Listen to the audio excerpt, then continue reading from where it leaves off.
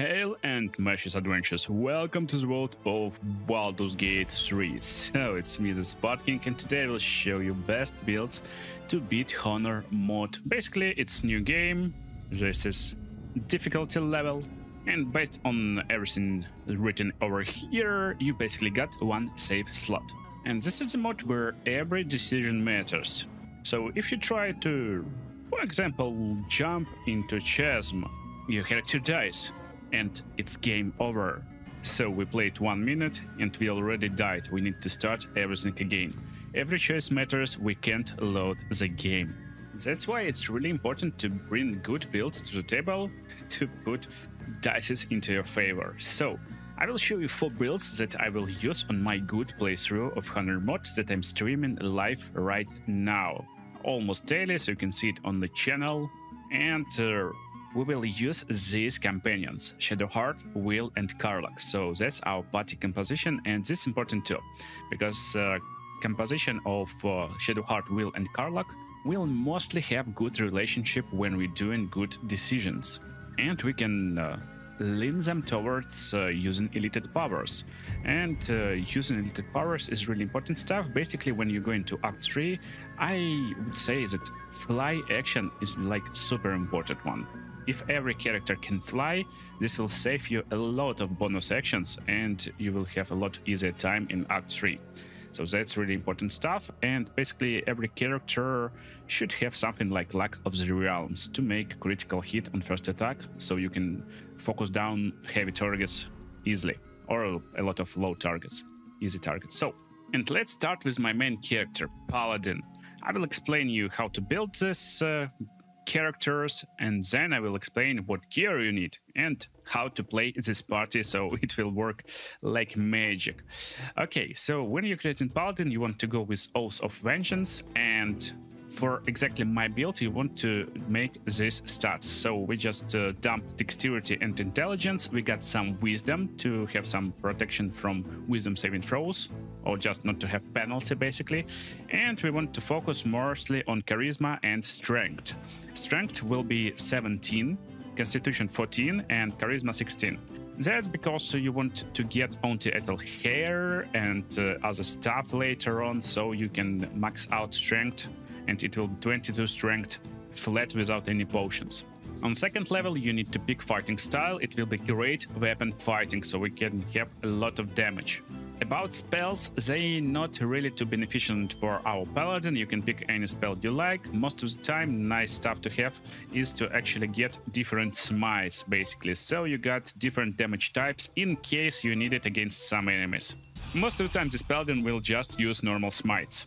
And level 3, that's why I left Vengeance Paladin, so we got Woe Enmity, and basically it uses bonus action and Oath Charge to gain advantage on attack rolls against enemy for 10 turns. Very nice against strong big enemies, so you're sure you hit your strong and big attacks.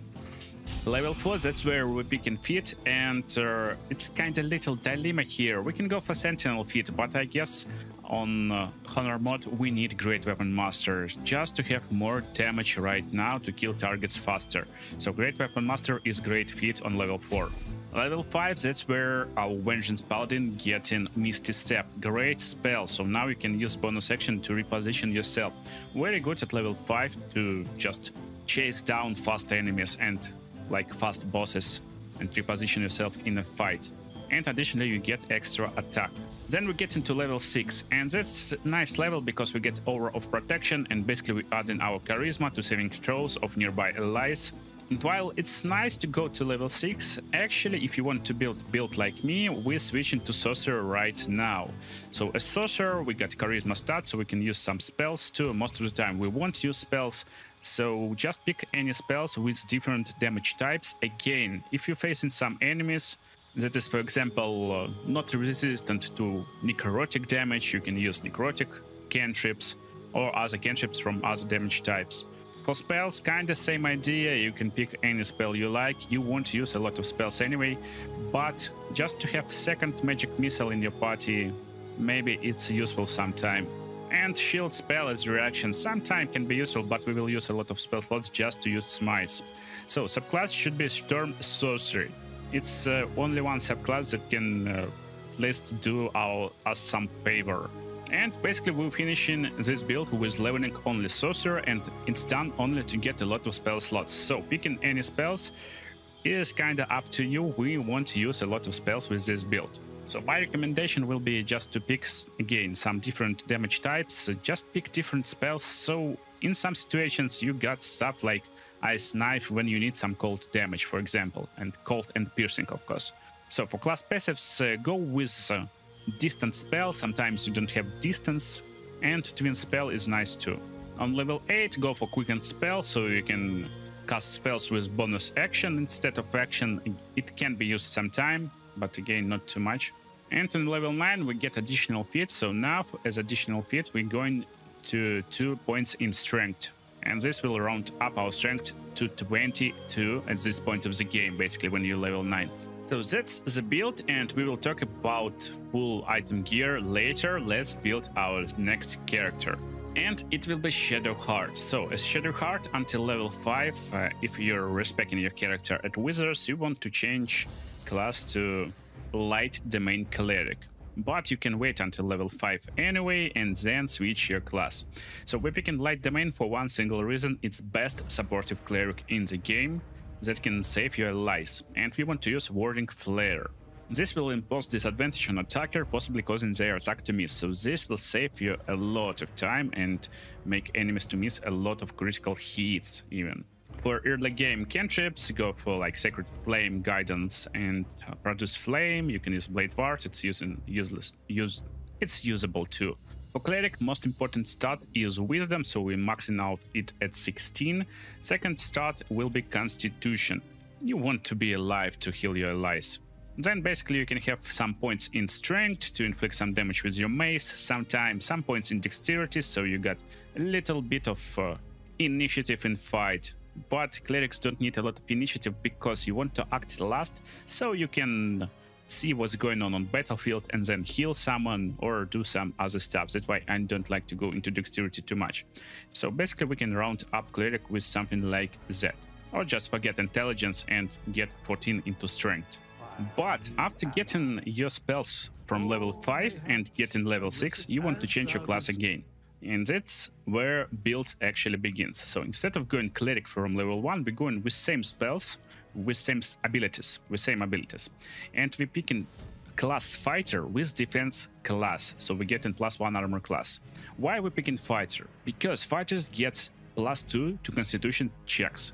And keeping your concentration with your Constitution is really important for good Cleric. That's why we want this Constitution as high as possible. So again, stats will be the same because we're making Cleric, not Fighter. And after one level of Fighter, basically you're finishing your build with Cleric. So it will be like Domain Cleric, same spells. For early game it will be Inflict Wounds, Guiding Bolt, Healing Word, and Bless. Basically that's all spells you need for half of the game. So right now I'm leveling this Cleric up to level 12 basically, and we will get 11 levels in Cleric. And I will explain what spells you want to choose, but most importantly what feats to choose. So you got like 2 choices for this Cleric. You can go into Wisdom, just ability improvement Wisdom, just to have more chances to land your spells. That's one of option. Next option is to go for Heavy Armor Master. This will reduce damage you take in heavy armor, and that's one of the reasons why we're picking Fighter as level 1 class, because Fighter will get proficiency with heavy armor, so you can be heavily armored Cleric. And last feat you want to check is Warcaster, so this will give you advantage on Constitution saving throws to maintain concentration. So advantage means you roll 2 dice instead of 1, and considering you got high chances to succeed in Constitution saving throws with your like Fighter level 1 with high Constitution, Warcaster will just ensure that you never lose your concentration. So it's up to you. I like to go with Wisdom on first levels, and then on second feat I like to go for Warcaster. So level 9, that's where we get second feat, Warcaster right now. It's very nice, we get a lot of tough opponents at this point of the game. So what spells to choose from what levels? Basically, as Fire Domain Cleric, you will gain access to Fireball, to Burning Hands, Wall of Fire, Scorching Ray, Flame Strike, and Flaming Sphere. A lot of fire spells. You can use them as always. You will get Channel Divinity charges, and you can use Radiance of Dawn that will inflict 2d10 plus 12 radiant damage. Insane amount of damage, actually. And it's very nice spell. Additionally, you will get access to daylight, and when you're fighting in some dark areas, it's very good and very beneficial to cast this daylight sphere. It will light up all area around, and it's very useful because a lot of targets get like some advantages in shadows, so you basically destroy all shadows with daylight. Also, you will get access to Fairy Fire, some other stuff, so you can cast it on enemies, so you get advantage on attack rolls. That's nice. So what cleric spells we're picking? As always, level 1 spells, Guiding Bolt, range damaging spell with radiant damage. Inflict wounds, same but melee and with necrotic damage, so melee damaging spell. Bless is useful in early game, you will use it less later in the game because it's concentration spell, so we can totally forget about this. Healing Word, must have. So Healing Word basically gives you healing with bonus action, but most of the time you won't use it as healing, you will use it to pick up your teammates from downing state. So when someone of your teammates downed, they lying on the floor, dying, you basically use Healing Word and you will make them stand up. That's it, basically, so they're not dying. 8, very important spell, it will just buff your party. So another stuff you can use, Hold Person, just to hold humanoids and inflict some like critical strikes when they hold it. Enhance ability, very useful when you're disabling traps and sometimes in dialogues, very useful stuff. And Bread and Butter, Spirit Guardians. So Spirit Guardians is a spell that got 2 options, and basically you can cast it with necrotic damage or radiant damage. You can upcast it, they will inflict really nice damage. So basically, as this type of cleric, I will show you gameplay a little bit later, you will use a lot of Spirit Guardians, just cast it and run around, inflict damage, and that's it basically. That's your bread and butter spell to inflict damage.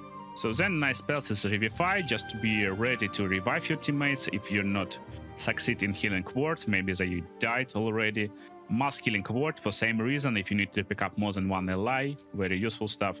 Remove Curse, there are a lot of curses in Honour Mode, very good stuff. Animate Death can be used. You're not Necromancer, they are really weak deaths, but keeping additional body in your party is really useful, so enemies will target these bodies, basically skeletons and zombies, instead of you. So as level 4 we got Dash Word, a very nice spell, so your party can basically die one time before dying, but not too beneficial for my build. And level 5 we don't have any useful spells for my cleric especially, and level 6 we like to use Planner Ally and Hero's Feast basically. And I will show you in this video too how you can use these spells basically, but later, a little bit later. So next up we got Wyll. So who is Wyll? Wyll in my party is a wizard, and we can build him as a wizard or as sorcerer. It's up to you who you want to build him as. And basically again, you start as always up to level 5, just play wizard or sorcerer, just wizard or sorcerer. Then on level 6 you change your class to fighter, same idea, defense fighter. And if you're making sorcerer or wizard, it doesn't matter, you want to have some of dexterity like 14, just to be able to attack first in the fight. Again, as fighter you will wear heavy armor, so it's not too beneficial for our armor class. And we basically dump strength and we max out our main attribute. If you're playing sorcerer, it will be charisma, so we're going charisma 16. If you're playing wizard, you're going intelligence. That's basically it. So if you're picking wizard, my actual suggestion will be to go for evocation wizard from level 2. For level 1 you're picking Firebolt, Ray of Frost, Shocking Grasp, again nice mix of cantrips, or you can go for Minor Illusion and Shocking Grasp for example. So you got range, melee and some utility stuff. For spells, a lot of people like to use shield. I don't like to use shield, I like magic missile, I like burning hands, I like chromatic orb sometime, and some exploration stuff like feather fall, long strider and enhanced leap. I like to have some support in exploration. So then we go into level 2. Here we can pick spells we haven't picked before. Tasha's Hyda's Laughter, very nice stuff. Grease, really powerful stuff. Make sure not to forget to change your subclass to Evocation Wizard. On level 4, when you get access to level 2 spells, nice spells is Scorching Ray, Hold Person, Misty Step, Knock, very nice to open some doors without keys, very nice. And when you get to your feats of choice, Basically, you want to improve ability improvement and just get as high as possible your main attribute. Again, sorcerer will be charisma, wizard will be intelligence, but there's one more stuff you want to do actually, and it will be elemental adept. So no matter you playing wizard or sorcerer, you want to focus on one type of spells and get elemental adept.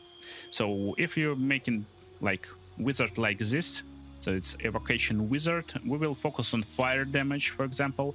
But as sorcerer, I like to go lighting. I like to go lighting damage. So fire damage, this basically gives your ability to ignore resistance to any type of damage you choose. And we cannot roll critical failure, basically. We cannot roll one. We always rolling higher than one. So there's a lot of chance to hit spells. When you get level 3 spells, before I would go for haste. Haste is really nice spell, but now haste is a little bit, you know, nerfed on Honour Mode. So on level 3, we're going for our fireball and other fire stabs that we like to use. If you're going for sorcerer with lighting damage, go for lightning bolt, of course. And strong spells is counter spell. Counter spell is very nice when you want to block some strong spells from enemies, and a lot of bosses, for example, got crazy spells. Another good spell is slow. Very nice spell. So enemies will have hard time to go up to you, and you can fire them up from the distance. Very nice. And of course, animate dead can be used too, again, for additional body in a party. Level 8, that's where you want to pick again fire spells. If you're going for fire, there's no lighting spells, so you can go for ice storm, for example. And strong spells here will be conjure minor elemental. So minor elemental is additional body in your party. Level 9, that's where you go for ability improvement, improve your intelligence most of the time. But if you play in charisma sorcerer, maybe you got some like concentration spells with lighting, you can go for wardcaster instead. And level 10, that's where you get a lot of cool concentration spells like Cloud Kill. I really like this spell, and Conjure Elemental, so we can use additional bodies and other stuff. And basically why we're picking Wizard with level 1 fighter, because Wizard is the only one who can do some like concentration disabling stuff. So as Wizard, you want to find hold person spells, like you want to use this stuff alone a lot. So slow spells, basically a lot of concentration spells that do some nice damage. Even level 4 illusional spell like Phantasmal Killer is really nice. So you're doing 40-10 damage basically every turn if you keep in your concentration, and enemy will have disadvantage on attack rolls. Very strong stuff. Level 5, you want to have hold monster to be able to hold monsters basically. And because there is no fire spells, nice spells with concentration is telekinesis, so you can like throw some enemies. And level 12, our last level of wizard, basically we're picking chain lighting if we're going for the sorcerer type. We can go for create undead if we want additional bodies, but I will lean toward Autos Irresistible Dance, very nice disabling spell, and one protection spell, Globe of Invulnerability. So this globe will just make you immune to all damage. And there's a lot of situations where it will just save you and your party. Basically, when you understand that you will die very soon, you just put this globe on the floor and just stand in it, and you will survive. That's it. And last but not least, karlach. So this lady will be not as a person, but monk. Okay, so karlach monk. You will respect this character a lot on your journey. Basically, you want to start out with pretty high dexterity, pretty high wisdom, basically, nice constitution, and maybe some strength. Maybe some strength in case you die. So you got kind of balanced character. So really balanced character is the way to go with karlach, in my opinion. I would go even for like maybe 16 strength, 14 dexterity, 14 constitution, 14 wisdom, something like that. But when you finish this build, you want to basically dump strength, dump constitution, get dexterity as high as possible, and get wisdom as high as possible. So you can have really nice and balanced character like that. We can achieve this only if we're going for full build and getting all items, because we will get 23 strength, 18 dexterity, 23 con, 12 int, 16 wisdom, 14 charisma. That's crazy how good this build is. How much stats we get basically. So let's level up. As this monk, we're basically leveling up, and at level 3 we're picking our subclass, it will be Way of the Open Hand Monk. So it's pretty basic monk with Flurry of Blows action, and it uses bonus action and key points to basically do 2 unarmed attack. When you pick in feat, go for Tavern Brawler. Tavern Brawler is insane feat, and this will add your strength to your like normal hand attacks. Level 5 you get additional extra attack, very nice stuff. And level 6 is our best level, because now at level 6 our unarmed attack counting as magical, and they overcoming enemy resistance and immunity to non-magical damage. So basically now we can attack with our hands, and enemies, if they got resistance and immunity, will be hurt and wounded basically. Additionally, we get this awesome stuff like additional damage to our hits. It scales with our wisdom, and wellness of body is nice stuff too, so we can regain hit points and heal ourselves. So we can go to like level 8 monk for additional feats, but instead I recommend going to a rogue right now. So we multi-class into rogue, we get in sleight of hand, so we get ability to disable traps and other stuff. We get in second level of rogue, so right now at level 8 we can use bonus action to use dash and other stuff, so we're not using key points for this no more. And level 9, that's where we get in Thief subclass, so with extra bonus action and with Thief subclass we basically can do 2 empowered key strikes, very strong stuff. And next levels is up to you. We can finish with for example rogue level 4 and then finish with monk, so we get a lot more feats. Or you can go instantly to monk to get additional key points, to get monk evasion, to go stillness of mind, so very nice features too. Get level 8 monk, now you get in feats at level 11, and there's no useful feats basically right now, so we want to go for ability improvement and improve our wisdom basically. And again, there's 2 ways how to finish this build. You can go to 9 monks, and basically you will get benefit from advanced unarmored movement. You can jump additional 6 meters while we're not wearing armor, but considering we will possibly get fly action, we're not really in big need of this future. Key Resonation Punch is really strong stuff. If there's a lot of enemies, 1 monk can basically destroy legions with this. Or you can go for safe road, go for rogue 4 and go for ability improvement and get wisdom up to 20. That's it basically, build is done. So now it's time to talk about gear and what we get here. Let's start from this big and scary boy. So what items we go and why this build works. So as our Sorkadin, Critadin, Paladin, whatever, we want to have Cerevox Horned Helmet. And by the way, all items and locations I got in Google Docs. It's will be in description, in pinned comment, so you can check all builds over there. And we want to have Cloak of Protection for increased armor class. We are front laner, we want some heavy armor, best heavy armor you can possibly find, as it's super late game armor, but you can equip any heavy armor you will find. Legacy of Masters, really easy to get. This will give you +2 bonus to attacks and damage rolls with weapons, so we got high chances to hit with weapon. We got +19 basically. This means if enemy got 20 AC, we need just to roll 2, at least 2, and we will hit him. And evasive shoes, so it gives additional armor class, very good items, easy to get. For weapon, we're going for best two-handed weapon we can possibly find. In my opinion, it will be, of course, Baldur and Giant Slayer, and that's one of the reasons why we get in strength up to 22. So basically, it gives us ability to attack enemies and inflict strength as our damage. So if you open damage log, we will see that we basically inflicted 38 damage with 1 hit, and this wasn't really critical strike. Very nice damage, and we could use Divine Smite, of course, and inflict even more damage. That's considering we got Great Weapon Master all-in turned on.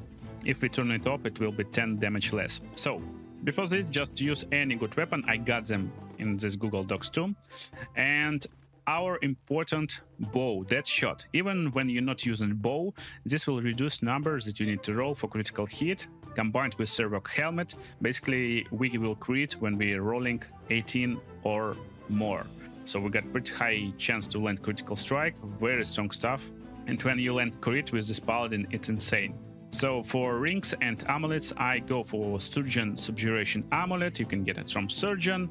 And when you scoring critical hit on humanoid, he is paralyzed, so there are a lot of humanoids in Act 3, and it's easy to fight versus them.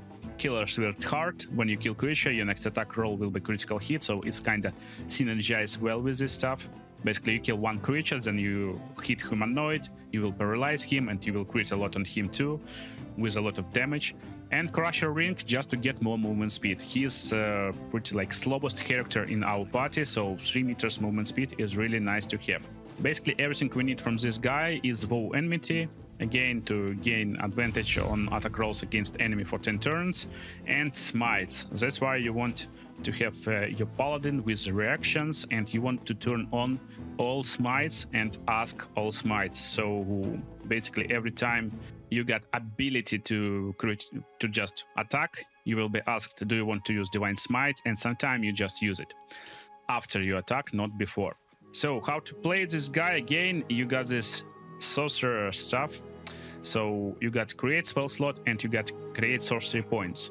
Basically, you want to create a lot of sorcery points from maybe like level 5 spell slot, level 4 spell slot, and get a lot more spell slots from level 3. That's like most balanced and powerful smite you possibly could get. So level 5 spell slot is just not needed, but it will give you 5 sorcery points, so we can definitely create those. And then we're creating spell slots with our sorcery points. And really most basic way is to just create a lot of spell slots from level 2, and just by doing so you will have 7 smites of level 2 when you use all your sorcery points. So pretty nice, pretty useful stuff. 7 smites of level 2. It's really powerful stuff. So nothing special, but very strong build. Next up, Shadowheart, our cleric. Again, you got a lot of fire spells, you got a lot of stuff. I explained spells earlier, but most important stuff in this build actually in our items. So this synergy is insane. Before late game on second act, you want to have Blood of Lathander, and basically this Gallows Glow Ring and Consecration Ring. So what this basically do? Blood of Lathander will give this light around this maze, and this will eliminate targets. With this ring, when you're dealing damage against eliminated targets, they will be inflicted with Radiant Orb, and they will have -1 to attack rolls, and that's crazy, for each turn remaining, and it inflicts -2, so that's like really powerful stuff. And against targets that's eliminated with this ring, you will inflict additional 2 points of damage, so like nice damage amplification, nice combination. And before like best gear, you want to use something like Float Helldusk Helmet, basically anything that will give you Constitution saving throws. And Daredevil Gloves is nice stuff, so you got +1 bonus to spell attack rolls, and you can cast your ranged spells in melee. It's very nice when enemies come nearby and you want to cast something like Guiding Bolt on them, for example. So then in the late game, you just forget these items and you can still use this combination, but there's better combination for late game because we're building Protecting Cleric. So at level 10, you can get Devotee's Mace. You just need Cleric level 10, basically. You can use it with other clerics, so just respec your other characters into Cleric, get to level 10, and cast Divine Intervention, and you will get this mace, basically, with Divine Intervention. It's not very powerful mace based on damage, but it's +3 enchantment. But most important stuff is Healing Aura. I will explain you just in a second how it works. So as for bows, you can use something like Darkfire Short Bow to get this resistance to fire and cold damage, very nice stuff. And in Act 3, basically, you're getting any good shield you can possibly find. +3 armor is insane stuff. Good shields is Shield of Undevote, Vicona's Walking Fortress, Sphire's Sled Board, and any other shield you can possibly find, basically. It doesn't matter too much. Like, find best shield with +3. That's it. So, just like that, we get 25 armor class flat. That's insane armor class, actually. And what is the main bread and butter for this build? So, we got this ring combination. Ring of Regeneration and Whispering Promise. Whispering Promise is ring you can buy from Act 1. You can get it so early, but that's so crazy how this works. So, full build. Full build will consist of Spellcrack's Amulet to restore spell slots, Helm of Baldur just to gain hit points every turn, +1 to armor class and saving throws. We can't be stunned, so basically we are super survival cleric. That's it. So very powerful helmet. Vivacious Cloak, you gain 8 temporary hit points after casting spells while in melee. Sometimes we cast spells in melee, so it's nice to survivability again. Any good heavy armor, it doesn't matter too much, just any good heavy armor. And I like to use Disintegrating Nightwalkers, you can find it early in the game too. So you got Misty Step, basically free Misty Step without using any spell slots, and Reviving Hands, very cool stuff. So Reviving Hands, when you healing creature, it gaining effect of Blade Ward. So when you heal creature, it gaining effect of Blade Ward.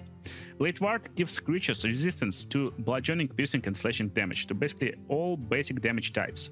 But if any creature die and you revive them, creature gains effect of Dash Ward. So, like, if someone dies and you use Revivify, they will be summoned with Dash Ward already on them. Dash Ward is a really strong spell, so when you cast it, someone dies and they will be revived instantly. So you don't need to use any additional spells again.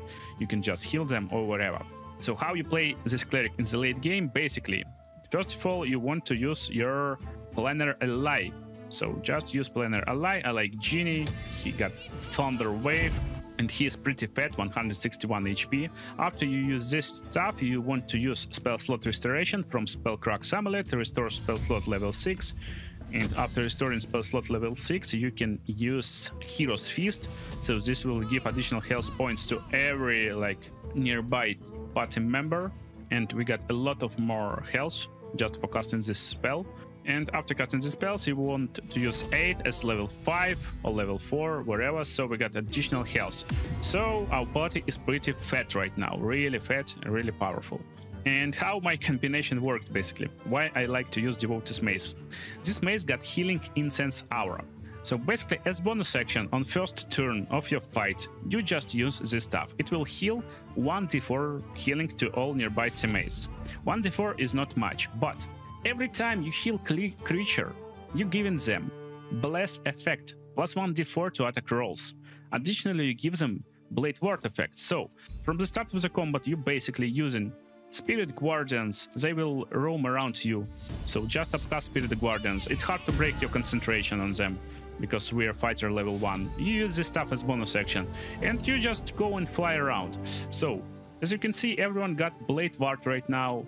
Alice that nearby got Bless effect, and you will gain this every turn. So automatically every turn you will heal everyone for a small amount, and you will give them Blade Ward and Bless just for free, for full party. That's crazy. That's just crazy combination, and this will make your cleric like really nice supportive person. So that's like crazy combination. Let's go to Wyll.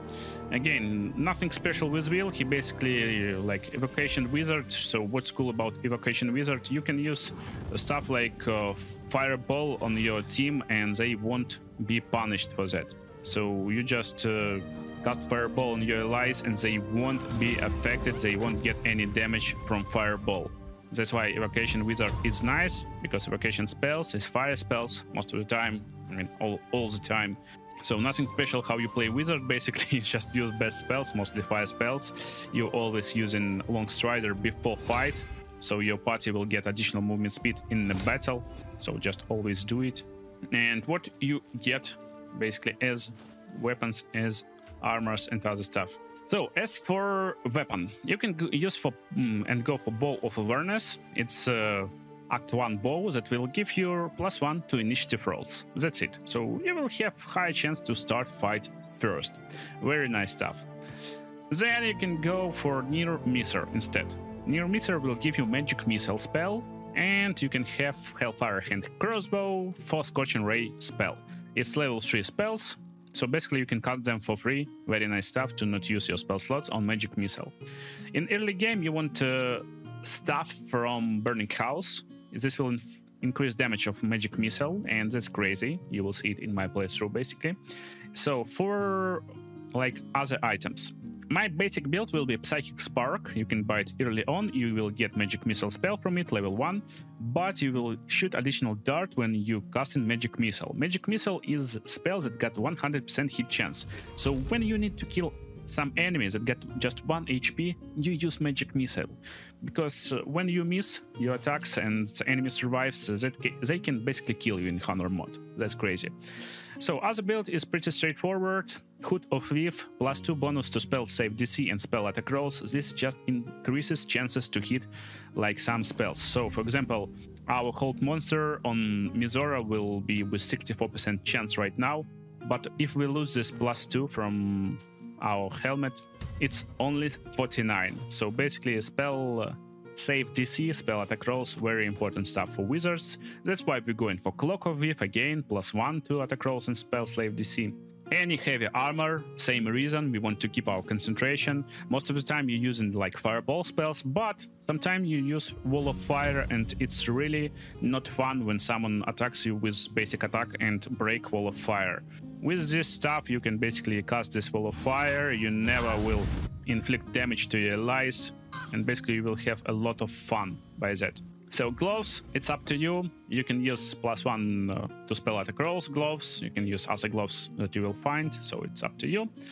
And for boots, I like boots of elemental momentum. Basically, whenever you deal any type of damage with spell or cantrip, so every time you deal basically damage with spell or cantrip, you gain in momentum. And what is momentum? Momentum is your movement speed. So basically you will get 3 meters movement speed when you're doing any damage with spell or cantrip. So just inflict some damage and you will get momentum in the fight. You will travel for longer distances, very beneficial for wizards. You need to be like more mobile so you not die. A recite ring, so we can't be blinded. Ring of mind shielding, we can't be charmed. We get protection from charm, so just any good ring you can find.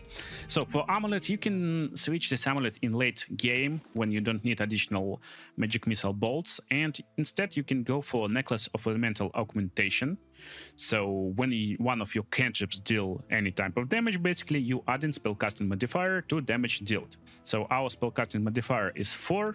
With this amulet, you just making 4 additional damage with any cantrip.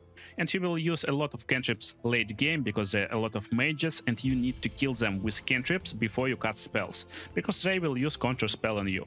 So Amulet of Devote is another very good stuff. You can steal it, of course, if you want to do it.